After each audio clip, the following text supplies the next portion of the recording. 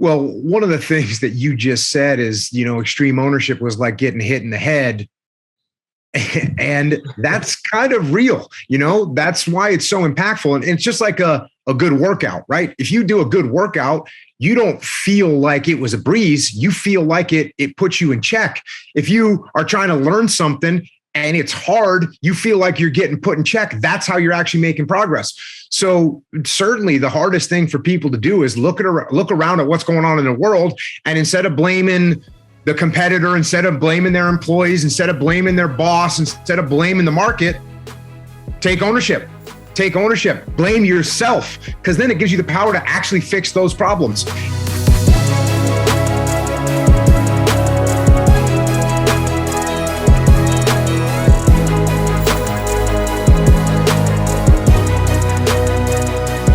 What's up, everybody? I am here with an American war hero and one of the fastest growing, most influential men in America. In a time of uncertainty, this man is leading the charge for businessmen, for regular people.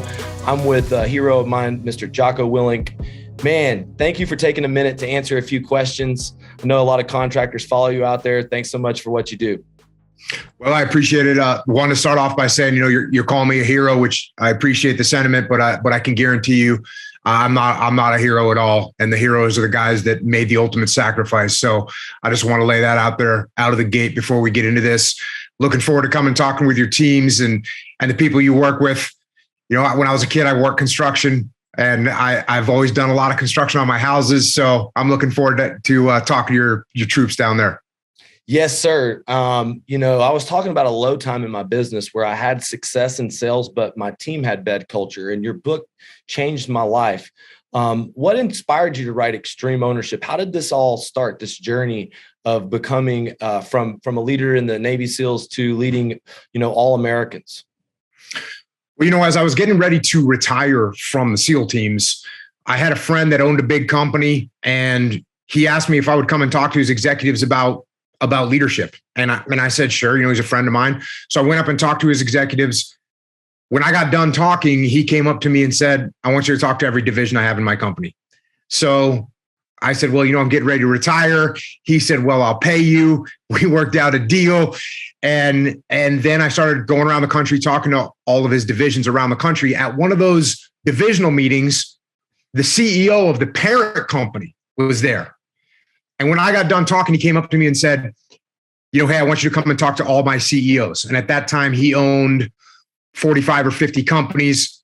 We set that up. I went and talked to a bunch of his company's CEOs. And when I did that, a bunch of those CEOs came up to me and said, I want you to come talk to my company. I want you to come talk to my company. I want you to come talk to my company. And that's how it all got started. Pretty quickly, I needed some backup and some reinforcement. So my buddy Leif, who I served with in the SEAL teams, I gave him a call, said, hey, man, I need some backup. He of course, stepped right in. And as we started traveling around, talking to all these different types of companies, they would ask us, hey, do you have this stuff written down? Do you have some notes you can give to us? Do you have something we can hand out to the people that couldn't make it to the meeting? We looked at each other and said, all right, well, let's put something together. When we did that, we presented that. Actually, a friend of his who was a literary agent ended up looking at some of these notes and saying, hey, this is a book. And sure enough, we turned it into a book, and that the book was called Extreme Ownership. And that's kind of how all this stuff got started. Hey, man, that book changed my life. Taking ownership, there's no such thing as bad teams, only bad leaders. It fell square right on my forehead during some uncertain times in my business. I am the biggest problem. A lot of contractors come to this American Dream Conference to fix their problem. And so you work with a lot of these guys or, running their own business, entrepreneurs. What do you think the biggest, out of all the different things you teach, the thing that people struggle with most, people that want to grow but can't? Well, one of the things that you just said is, extreme ownership was like getting hit in the head. And that's kind of real. That's why it's so impactful. And it's just like a good workout, right? If you do a good workout, you don't feel like it was a breeze. You feel like it puts you in check. If you are trying to learn something and it's hard, you feel like you're getting put in check. That's how you're actually making progress. So certainly the hardest thing for people to do is look around at what's going on in the world. And instead of blaming the competitor, instead of blaming their employees, instead of blaming their boss, instead of blaming the market, take ownership. take ownership, blame yourself, because then it gives you the power to actually fix those problems and get yourself on the right track. So certainly the hardest thing to convey to people is that it is your fault. And I know it hurts. Like you just said, it's like getting a hit in the head, but that's how you can start taking ownership and start moving in the right direction. Guys, May 27th to the 29th, Jocko is coming to address the contracting nation, and we're going to fight for our American dream. First Cage in a Stage event. We're going to actually be doing some jiu-jitsu, some live fights, and we're going to be donating folds of honor to the heroes' families that did pay the ultimate price. But I've heard you say, Jocko, that your journey in jiu-jitsu prepared you for your journey as an influencer, and that maybe this book, this impact, all these millions of followers wouldn't have happened if it wasn't for jiu-jitsu. Now, why is that? Well, jiu-jitsu for me is like taking life and condensing it down into a physical activity that you could do on a daily basis. The lessons that you learned, I mean, just talking about ownership, right? When you get tapped out by somebody, if you say, well, that's because they're better than me, well, that's great, but you don't change anything. If I say, oh, he tapped me out, what mistake did I make? How can I prevent myself from getting in that bad position again? If you take ownership of what's going on, that's how you can actually improve. Jiu-jitsu is going to make you humble, because no matter how good you are, there's always somebody that's going to be better. There's always going to be somebody that's stronger. There's always going to be somebody that's more skilled, and they're going to tap you out. And it is very humbling to get tapped out, but that's the way the world is. So for me, jiu-jitsu is like life, except for it allowed me to see life through jiu-jitsu, which I think is very helpful in having a better understanding of what's going on in the world. Yes, I agree. And so many of my contractors, they let, some of the negativity, anxiety, depression get in their way. Sometimes, they want things, but they're not emotionally mature or disciplined enough to get there. And, for me, working out really hard kind of gets rid of my demons to some extent. As you come here to the American Dream Conference, what do you have to say to guys that know that discipline equals freedom, but can't quite get disciplined? Well, if you can't quite get disciplined, you're not quite going to get freedom either. And that's the sad truth. If you want to have freedom in your life, you are going to have to work for it. There is no one that is going to walk up and deliver business success to you. There's no one that's going to walk up and give you health in a box. There's no one that's going to knock on your door and make your family all happy. No, all these things in your life, you're going to have to work for. That's what discipline is all about. It starts with you. Guys, I've been disciplined to pay attention to all these leaders, and they've made an impact on my life. The one thing, Jocko, that's been hard is as you grow your business, you create new problems. You take on more responsibility, you have tougher decisions. Just as a curious, what's the toughest decision you've ever had to make, or one of the toughest decisions you've ever had to make? Toughest decision that I had to make in my life was when I decided to get out of the SEAL teams. And I had been in the SEAL teams my whole adult life. It's what I had wanted to do since I could remember wanting to do anything. And I had a great career. Was surrounded by great people. We had an incredible mission. But at the same time, I was also looking at my family. I had 4 kids that barely knew who I was. My wife had basically been living as a single mom for 20 years.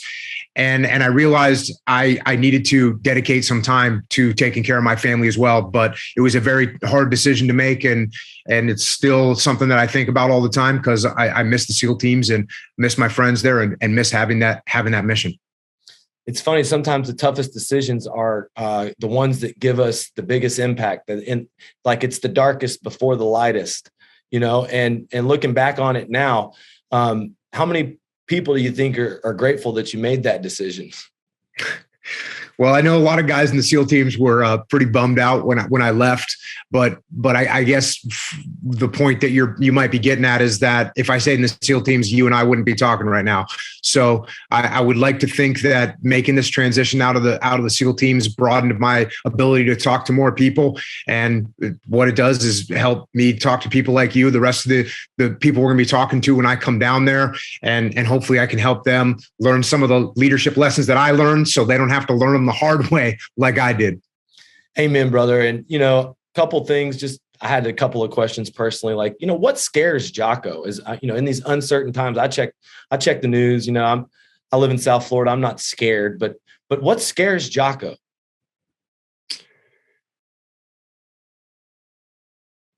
I mean, I'm not really that scared of much. At some point in my life, I accepted the fact that I was going to die.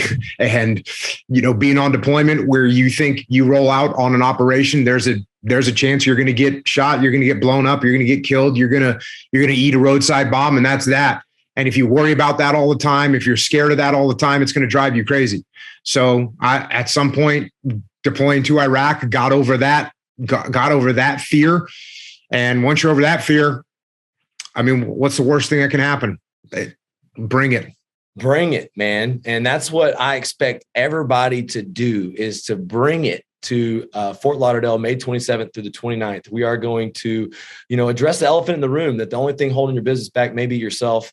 And, Jocko, these guys that come and they say, we want sales, we want more leads, leadership. I don't know if leadership is something that we really need to work on. We're good leaders. I've been that guy before. But these guys sometimes are unaware that they have issues, and what do you have to say people think that sales may be more important than leadership? Well, that's great if you can sell stuff, but if you can't actually perform the job because your team doesn't know what they're doing, or they don't know how to do it, or they don't know why they're doing it, you're going to run into more problems. You're not going to have any more sales. So, and look, leadership is the solution to all problems. If you have sales problems, well, then you as a leader are not doing a good job of training your salespeople on how to actually go out and make things happen. So regardless of whether you've got problems in your sales department, or you got problems in your operations department, or you got problems in your finance department, or you got problems with your 4-man crew that's up there, on a roof somewhere, all those problems are leadership problems. And so that's what we're going to focus on. Man, I can't wait for all the contractors to hear from you. I'm so grateful on Memorial Day that the guys will be able to, be around people that remind us about the real heroes. And, hopefully we can give back to some of their families through Folds of Honor. Dan Rooney, the founder of Folds of Honor, will be there as well. And so, guys, one message is you got to fight for your American dream. With all this inflation, Jocko, and rising price, what do you think? You think it's more challenging now for an entrepreneur, or do you think all the tools and resources out there with technology make it easier? I always look at these situations, and this is something we used to talk about in the SEAL teams. We had something we called good operating weather. Good operating weather. What does that mean? That means it's raining, it's sleeting, it's freezing cold, and the wind is howling, and it's a nightmare out there. Why do we call that good operating weather? Because the enemy has to deal with that too. So whatever problems you're facing right now in your business, these are problems that your competitors have to face as well. So what's their attitude going to be? Is their attitude going to be, it's too cold to go outside, it's too stormy to go outside, I'm going to stay inside by the fire? Cool. That's when I'm sneaking up on you. So whenever things get hard, I look at it as an opportunity for me to take advantage of the weakness of my competitor. Man, that's an amazing way to look at it. That's my perspective as well. Guys, join us if you're watching this May 27th to the 29th at the Diplomat Hotel. Jocko, thank you for taking the time to go ahead and get the message out. I don't know if you've ever done this before for contractors or growth event before for blue collar guys. I know you spoke to a group, Beacon Building Supply, one time.